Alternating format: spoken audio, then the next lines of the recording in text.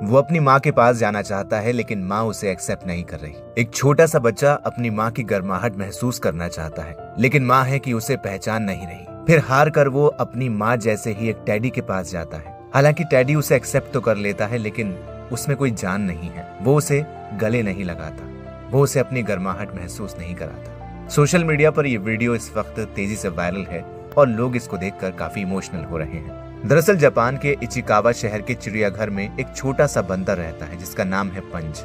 ये सिर्फ एक बंदर नहीं बल्कि पूरी दुनिया का प्यारा बच्चा बन गया है। जुलाई 2025 में जब पंच पैदा हुआ तो उसकी माँ ने उसे ठुकरा दिया।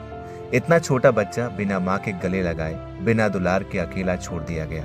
जू के कर्मचारियों ने उसे बोतल से दूध पिलाया, रात दिन उसकी देखभाल की, लेकिन फिर भी पंच को वो गर्माहट और अपनापन महसूस नहीं हो रहा था जो हर बच्चे को चाहिए होता है।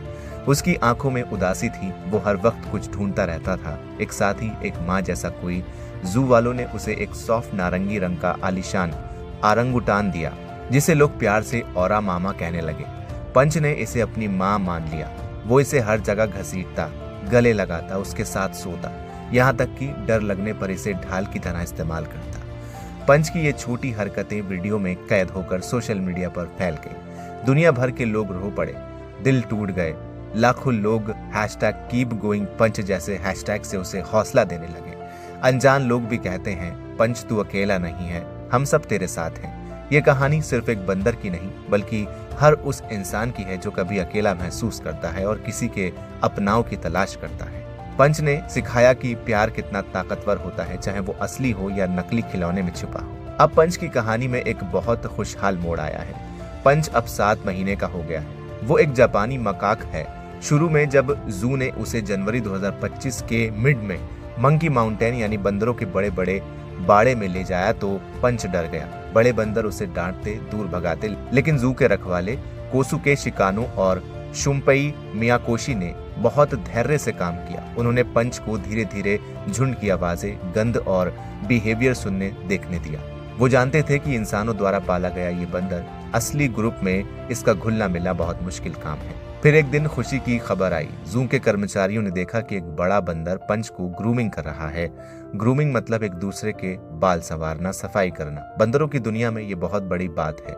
ये भरोसा, दोस्ती और तुम अब हमारे परिवार का हिस्सा हो, इसका संकेत है। पंच के लिए ये मतलब था अब वो पराया नहीं रहा, अब उसे अपनापन मिल गया है। इसके बाद पंच और खुल गया। अब वो दूसरे बाकी बंदरों के साथ खेलता है, कभी उनकी पीठ पर चढ़ जाता है, कभी शरारत करता है, कभी हल्का फुल्का झगड़ा भी। पहले वो सिर्फ औरा मामा से चिपका रहता था, लेकिन अब वो खिलौने को कुछ देर के लिए किनारे रखकर असली दोस्तों के साथ मस्ती करता दिखता है। उसका कॉन्फिडेंस बढ़ गया है, वो जल्दी ठीक हो जाता है अगर कोई मार भी दे तो। रखवाले मियाकोशी कहते हैं पंच मानसिक रूप से बहुत मजबूत है। वो रोज कुछ न कुछ नया सीख रहा है और झुंड में ढल रहा है। ये देखकर जू में आने वाले लोग भी खुश हो रहे हैं। इतने सारे फैंस आ रहे हैं कि कभी कभी लाइन लग जाती है। और सबसे मजेदार बात, आइकिया जापान को जब पता चला कि उनका डिजंगलेस कॉक वाला अरंगुटान खिलौना ही औरा मामा है तो उन्होंने जू को ढेर सारे ऐसे खिलौने दान कर दिए। लेकिन असली खुशी तो ये है कि पंच अब असली साथियों के बीच में है।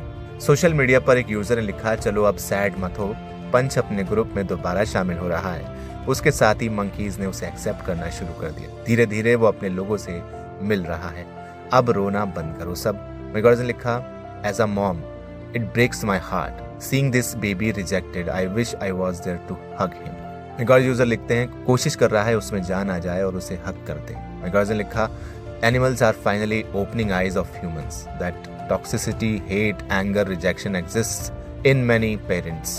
Birthing isn't enough to prove parental instincts. फिलहाल आप क्या कहेंगे पंच की कहानी सुनने के बाद? कमेंट सेक्शन में हमें लिखकर जरूर बताएं। वीडियो को लाइक करें, शेयर करें और चैनल को सब्सक्राइब करना बिल्कुल न भूलें।